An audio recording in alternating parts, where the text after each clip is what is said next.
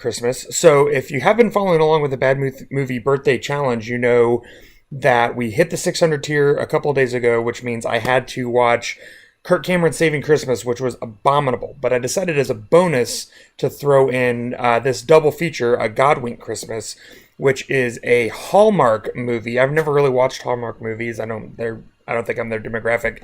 Pretty obviously clear from this movie I just watched.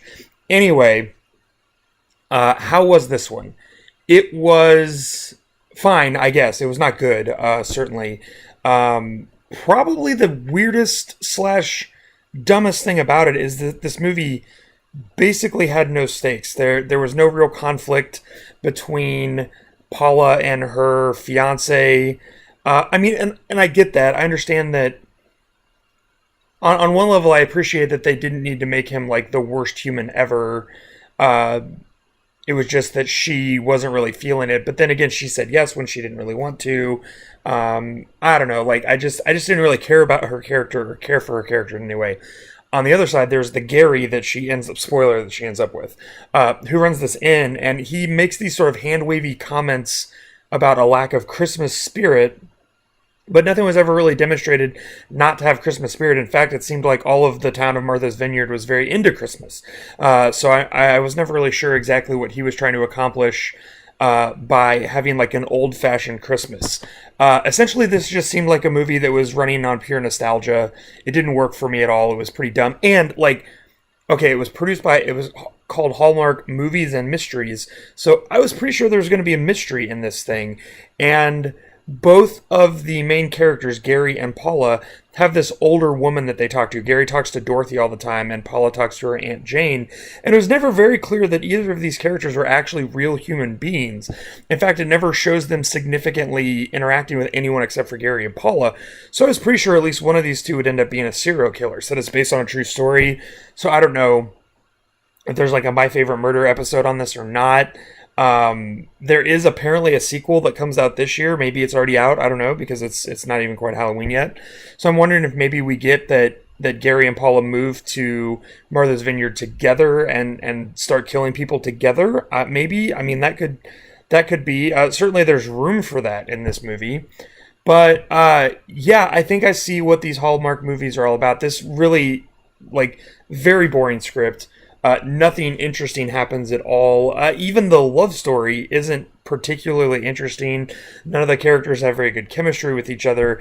Like, it very much seems like a movie that's meant to be on in the background while you're doing other stuff.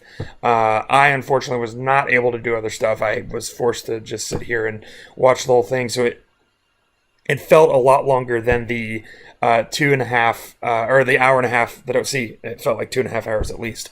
Also, the movie's called Godwink, which I just thought was someone's last name, but it's not. It's actually a phrase, Godwink. So this movie, like, the best way I can describe it is that it's God adjacent. They talk about going to church. They talk about hymns. They even talk about God, but God's never actually present in the film. We never actually see them attend a religious service of any kind. There's not even, as far as I could tell, any crosses or anything. All of the trappings of Christmas are very much more of the commercial kinds of stuff, like, you know, Christmas trees and lights and things like that. And then there's a lot made of the fact that this must be fate for Paula and Gary to get together, that God is trying to bring them together, and that everything that happened for a reason. But at the end of the movie, we find out it's happening because the two older women, who again I think are probably hallucinations of people who are probably going to end up being serial murderers, that they arranged for all of this to happen. So I don't know. It very much seemed like two moderately attractive, somewhere around middle-aged people wanted to get together, and so they did, and then they said that it must be God bringing them together. It didn't make any sense at all. It was very dumb. So theologically, I give it a big F-. Again, nothing could be as bad as Saving Christmas, but this was not a good movie. I'm glad I don't have to watch the sequel, at least until next year's birthday challenge. So here it is. That's a Godwink Christmas. Very bad, but not as bad as anything else I've seen so far. So we have already crossed the $800 tier, which means I'm going to be watching, again, 2 more movies. A Nicolas Cage's Left Behind, which will be coming up first, and then a movie called Apocalypse 4 starring Mr. T, which, in a very masochistic way, I can't wait to get to. We are also closing on the $1,000 tier, which is going to be A Dog's Purpose and A Dog's Journey, which I'm pretty sure are both dog movies about reincarnation.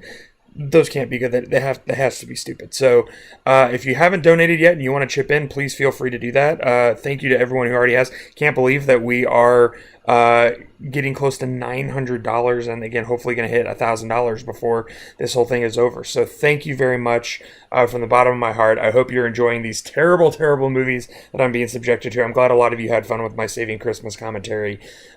Nick Cage's Left Behind is next. I can't even imagine what I'm in for, but thanks again.